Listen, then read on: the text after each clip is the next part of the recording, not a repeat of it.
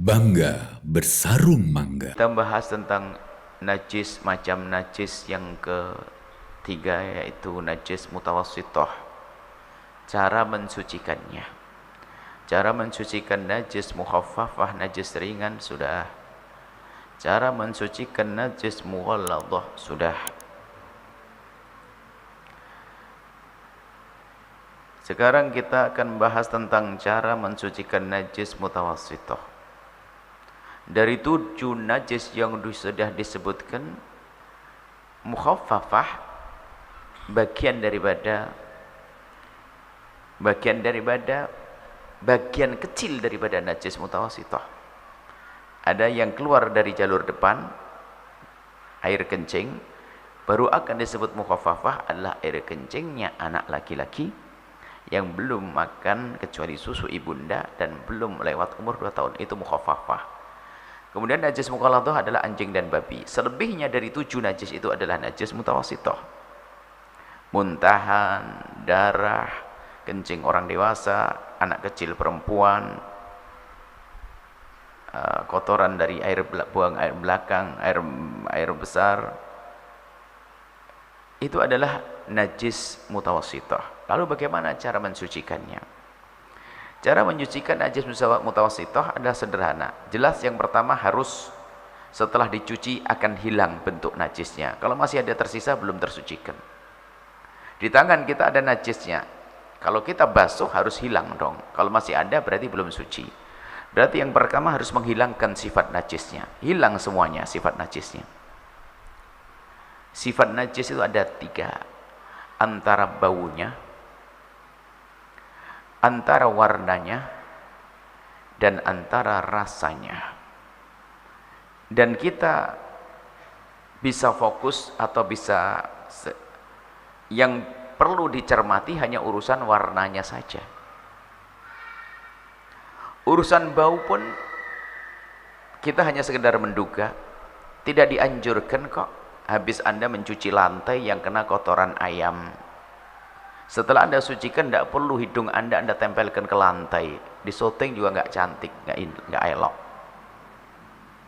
Mohon maaf, ini indahnya Islam, indahnya pendidikan. Jadi mencium tidak dianjurkan. Mohon maaf, setelah buang air besar lalu istinja, nggak dianjurkan mencium tangannya, juga nggak elok.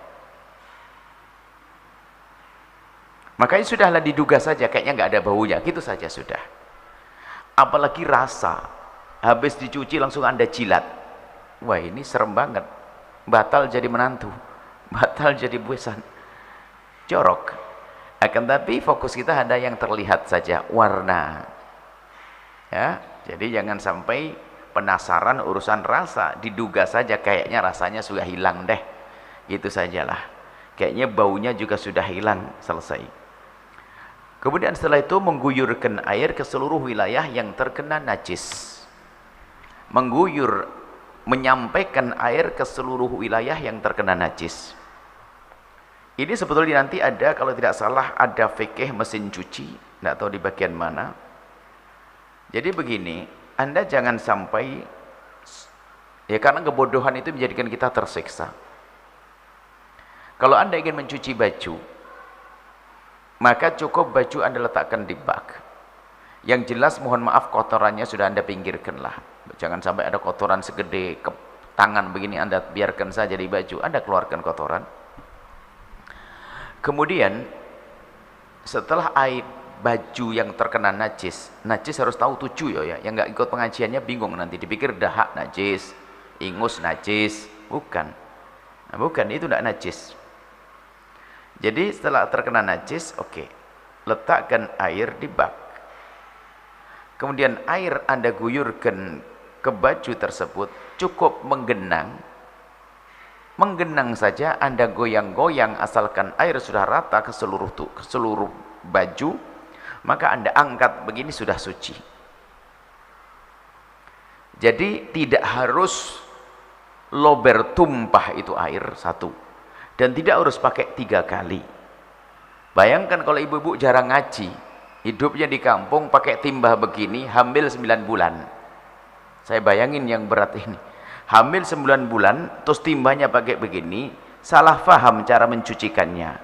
Baknya gede lagi, harus melober, harus tumpah, harus 3 kali, melahirkan seketika kayaknya dia.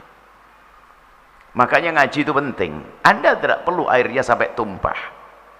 Tolong keyakinannya dirubah ini. Nggak usah airnya tumpah, yang penting air sudah menggenangi semua seluruh baju, sudah selesai.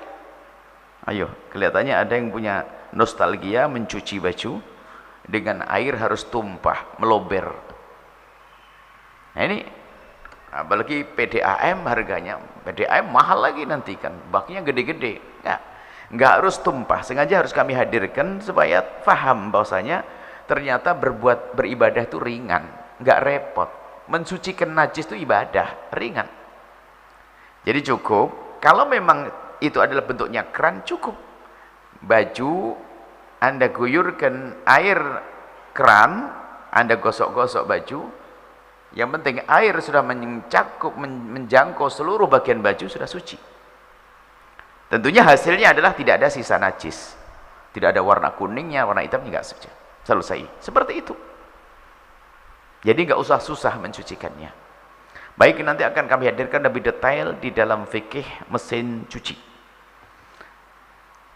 Kemudian setelah itu, pembagian najis ditinjau dari sifat-sifatnya. Kita juga perlu mengenal sifat-sifat najis. Karena nanti ada hubungannya dengan sama cara mensucikannya juga nanti. Yang tidak bisa membedakan antara najis ainiyah dengan hukumiyah, nanti akan kerepotan dalam mensucikannya. Maka rinci kita perlahan satu-satu. Kemarin kita membedakan antara najis mughalladah, mukhaffafah, mutawassithah. Itu pembagian itu hanya di dalam urusan mencucikannya. Adapun hukumnya sama. Ingat ya, hukumnya sama. Kena najis mughalladah salatnya enggak sah, kena najis mukhaffafah tidak sah, mutawassithah sama tidak sah. Tidak ada yang terkena najis anjing salatnya lebih tidak sah, nggak ada. Semuanya sama tidak sah. Kemudian masalah pembagian najis ada 2 lagi, sifat-sifat. Ditinjau dari sifat-sifatnya. Yang pertama ainiyah, yang kedua hukmiyah. Ainiyah itu adalah diambil dari kata ain. Tidak bisa dideteksi, bisa terlihat biarpun nanti sifat yang lainnya. Kalau hukmiyah itu nggak bisa. Jadi secara zahir sudah nggak ada tanda najis, dicium nggak ada baunya, dijilat nggak ada rasanya, dipandang tidak terlihat bentuknya. Tapi itu memang ada najisnya. Kenapa? Memang belum dicucikan. Contoh, ada orang kencing di meja ini. Kencing, air kencing najis. Esok hari kering, kena angin sudah. Sudah kering, nggak ada bekasnya. Tapi yang jelas ditanya orang satu masjid belum pernah mensucikannya. Kalau buat contoh tuh agak sedikit ekstrim biar nggak lupa-lupa. Ada orang kencing di meja, ya kan itu. Anak kecil kayaknya atau anak kecil yang makan nasi. Nah ini. Kemudian sudah kering, lihat. Nggak ada bentuknya. Kita lihat sudah kering. Kita cium nggak pesing. Karena kaca, nggak pesing. Dijilat, biarpun nggak sunnah. Dijilat juga nggak ada rasa asinnya. Asinnya kali ya. Apa ini? Nggak ada asinnya. Nah ini, tapi ini masih najis. Cuman najisnya hukumnya najis tapi nggak terlihat oleh mata. Namanya hukmiyah, hukumnya najis. Yang pertama ainiyah, bisa terdeteksi, bisa terlihat, bisa dirasa, maka namanya ainiyah. Jadi pembagian najis ada 2, ainiyah sama hukmiyah. Nanti ada perbedaan di dalam cara mensucikannya. Najis ainiyah adalah najis yang bisa ditemukan salah satu dari sifat, 3 sifatnya, salah satu. Misalnya terlihat warnanya, warna najis, kotoran ayam hitam, kotoran ini ada warnanya, darah merah atau hitam, atau baunya, bau anjir darah, bau kotoran, atau bau pesing, atau warnanya kuning, hitam, dan seterusnya. Kalau rasa ya, kalau rasa, pertama rasa. Rasanya Allah alam, saya tidak tahu. Kalau Anda tahu ceritakan kepada kami. Cuman rasa nggak bisa diceritakan. Rasa tidak bisa diceritakan. Rasa harus sama-sama dicoba. Baik, rasa. Yang jelas untuk rasa dan bau Anda jangan terlalu penasaran. Tidak disunnahkan Anda mencari baunya najis. Tidak dianjurkan Anda mencari rasanya najis. Nggak ada coba pembahasan ulama. Nah ini orang was-was ribut tiap hari mencium mencium najis. Ya, ini ada orang was-was. Baik. Adapun cara mensucikannya ini najis ainiyah adalah menghilangkan bentuk fisik najis hingga hilangnya sifat-sifat najisnya. Harus dibersihkan dulu kalau ingin mensucikannya. Membersihkan, bisa saja membersihkan terlebih dahulu, bisa saja dibersihkan bentuk warna rasa najisnya bersama basuhan. Bisa saja, misalnya di baju ini ada kotorannya. Baju ada kotorannya, bisa saja kita bersihkan dulu, karena takut nanti enggak kita perhatikan, tertinggal.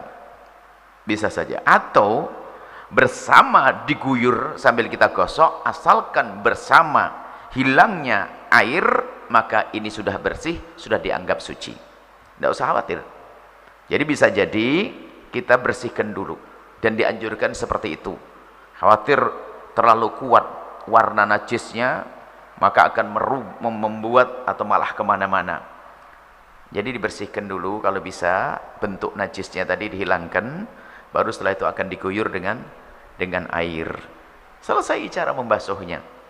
Jadi itu caranya adalah menghilangkan bentuk fisik najisnya, kemudian meratakan air ke seluruh wilayah yang terkena najis, sesuai dengan berat dan ringannya najis seperti yang tersebut di atas. Contohnya, saya yakin lengan kanan saya yang terkena kencing, antara kanan dan kiri sudah bisa dibedakan. Saya yakin pas saya begini ada anak kecil kencing di sini. Maka yang terkena najis adalah baju lengan kanan. Ya sudah, lepas, cuci ini saja juga boleh, nggak harus semua baju dicuci. Asalkan kita yakin mana yang terkena najis, cara mensucikannya boleh wilayah itu saja. Biarpun mungkin tidak adalah orang kena kencing lalu hanya dicuci lengannya saja, kecuali kita dalam bepergian karena pengen cepat pakai sholat. Tapi yang jelas mencuci tidak harus semuanya. Tidak harus semuanya, bagian yang terkena najis saja asalkan pasti sah. Boleh. Lengan saja kita cuci, yang lain masih kering. Boleh-boleh aja. Itu adalah cara mensucikannya. Catatan. Dalam menyucikan najis ainiyah bisa juga dengan langsung mengguyur air ke najis tersebut dengan catatan harus hilang bersama guyuran air. Contohnya ada najis warna hitam di sini, boleh kita masukkan ke keran, kita gosok-gosok begini, hilang, suci sudah. Tapi kalau sudah kita guyur kok masih tertinggal, berarti belum suci karena bentuk najisnya masih ada. Maka syaratnya dua, hilangnya najis bentuk warna bau rasa najis, kemudian setelah itu sampainya air ke tempat tersebut. Ada dua cara. Biarpun najis sudah bersih, tapi kalau belum terkena air nggak bisa suci. Mungkin ada ada alat penyedot najis, bersih, penyedot, nggak ada, baunya juga hilang, tetap belum suci karena belum terkena air. Jadi yang bisa mensucikan hanya air saja. Jadi selagi tidak terkena air, tidak dengan air yang suci dan mensucikan, maka tidak dianggap telah suci, belum suci berarti. Jadi harus dengan air yang bisa dipakai wudu. Baik, nanti insya Allah waktu yang lebih seru lagi adalah najis ain hukmiyah nanti. Ternyata sangat mudah kalau punya ilmu. Jangan sampai kita ini kena waswas kayak najis, tersiksa orang waswas dan juga ngerepotkan orang lain. Baik.